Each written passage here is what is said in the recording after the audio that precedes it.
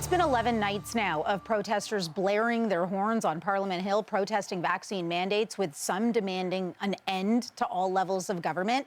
The opposition is asking where the Premier is in all of this. Yesterday, Solicitor General Sylvia Jones issued a statement claiming the province had sent more than 1,500 officers from the OPP, other local police forces, and the RCMP to assist Ottawa police in dealing with this so-called Freedom Convoy occupation. Well, today, Ottawa police disputed that claim, saying the service received 100 Ontario provincial police officers to assist with the demonstration rather than the 1,500. So let's hear from some of Ontario's opposition leaders. Joining us now live is Leader of the Ontario Liberal Party, Stephen Del Duca, and Leader of the Ontario Greens, Mike Schreiner. We appreciate both of you making time for CP24 tonight. Mr. Del Duca, you've issued a few statements as this occupation continues. What are you hoping the Premier will do at this point? Well, the first and most important thing is that the Premier needs to show up and do his job.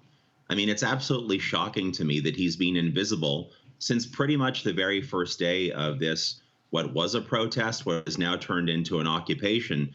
I can't imagine how tough it must be on Ottawa families, particularly those living downtown, Ottawa businesses that were hoping to reopen a number of days ago, that are still suffering, that are shut down. And right now they have to be feeling like Doug Ford has abandoned them, and I don't blame them. So we need real action. There are many things Doug Ford could be doing right now to make the situation better. But the most important thing is he's got to understand what his job is, and he has to show up to get that job done. Today, a judge ordered an injunction to the horn honking. That was launched by an Ottawa resident, not the police or any level of government. Mr. Schreiner, you want the legislature to convene. You want MPPs to get back to work to discuss this. What do you think the province could be doing at this point? Well, you know what? We need the Premier, as Mr. Del Duca said, to show up and do his job and provide the leadership the people of Ontario and especially the people of Ottawa need right now. They need to know their Premier has their back. And I've been calling for the legislature to come back because I want to see all four parties stand up in that legislature and speak out against what is happening in Ottawa right now, to show a united front, to say that this isn't acceptable and that we are going to take action like declaring a state of emergency so the province can mobilize resources quicker and faster to support the people of Ottawa. We need to make sure that immediate financial assistance is going to support those businesses who remain shut down because of what these occupiers are doing right now. This is a time for leadership. It's a time for leadership uniting the vast majority of Ontarians who support taking care of each other and taking care of our neighbors. And we need the province to step up. No more ping pong, jurisdictional ping pong, where you say, hey, we're sending officers. The city says, hey, we haven't seen the officers, or the federal government needs to step up, or whatever. We need all levels of government to step up, especially the province right now.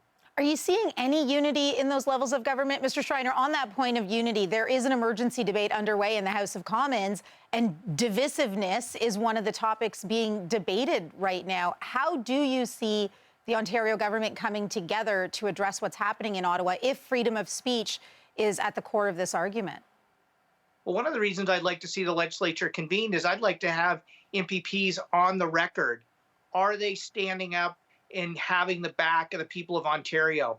Yes, I support the right to protest, but this protest has crossed a line and is now an occupation. And the people of Ontario need to know that their legislature has their back and that we will act to support the city of Ottawa and the people who live there. Mr. Del Duca, you mentioned that there are some things that the Premier could be doing at this point. And one of the statements that you issued is that you should just be towing all of the trucks there that are blocking the roads. What else do you see as action that could be taken now or in the past 10 days? Well, let's be really clear. I didn't just say that they could be towed away. What I recommended is that the Attorney General, that Doug Ford, make sure that his Attorney General make it clear to the people of this province, in particular the occupiers that we now have in Ottawa, that if they're going to be committing serious crimes, as I believe they are, people are being verbally assaulted, physically assaulted. People are having their lives at risk right now, what's taking place in Ottawa.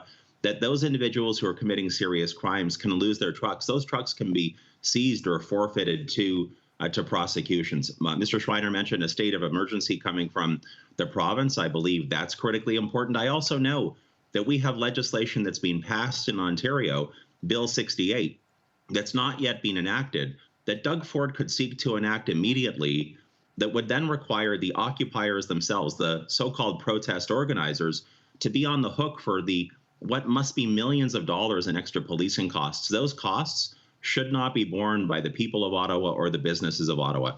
But again, I just want to stress, all of these actions and more could be taken by Doug Ford today. They should have been taken a week ago, beyond a week ago at this point.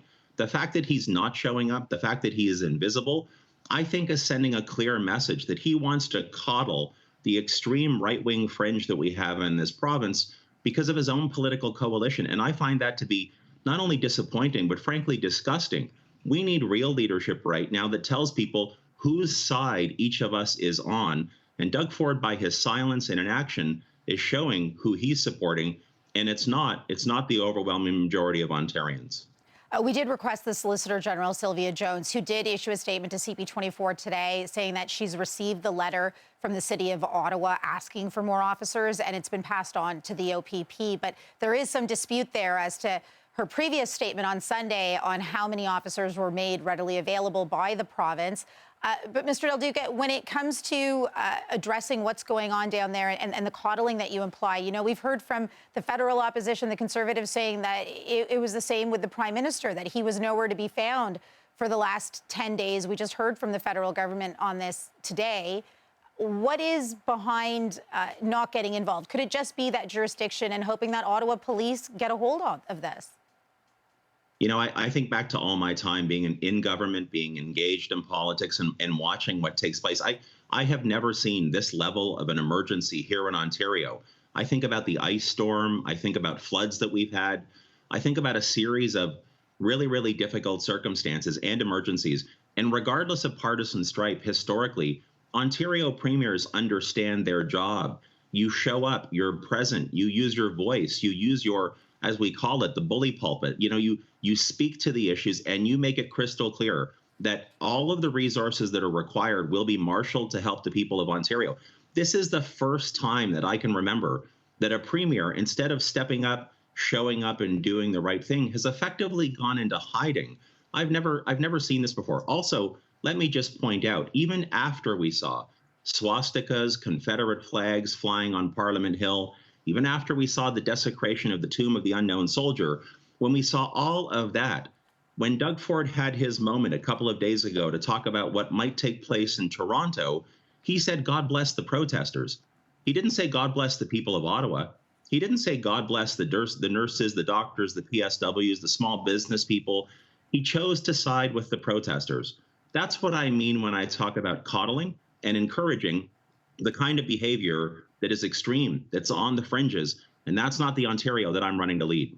The Premier has also recently said that the occupation should end, and we did invite him on to have this conversation. Mr. Schreiner, if you were to convene the legislature, there are Conservative MPPs who are in support of some of the most extreme behaviors that we've seen unfolding in Ottawa. How do you have a conversation with them? Well, this is exactly why we need to have people on the record, where they stand.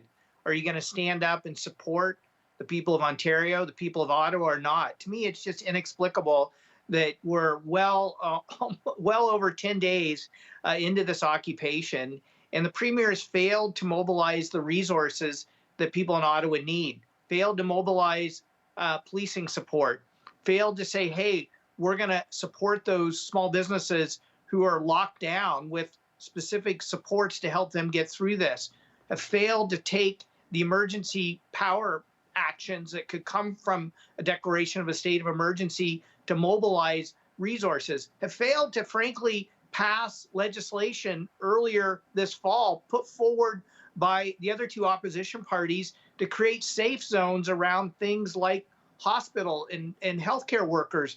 And at the time, the government said, oh, we don't need that. Those laws are on the books. Well, clearly, they're inadequate given what we're seeing in Ottawa right now. Gentlemen, it is unprecedented times, and a lot of people are trying to understand all levels of government and how it works in a situation like this. I appreciate both of you making time for CP24 tonight. Ontario Liberal leader Stephen Del Duca and Ontario Green Party leader Mike Schreiner. Thank you both.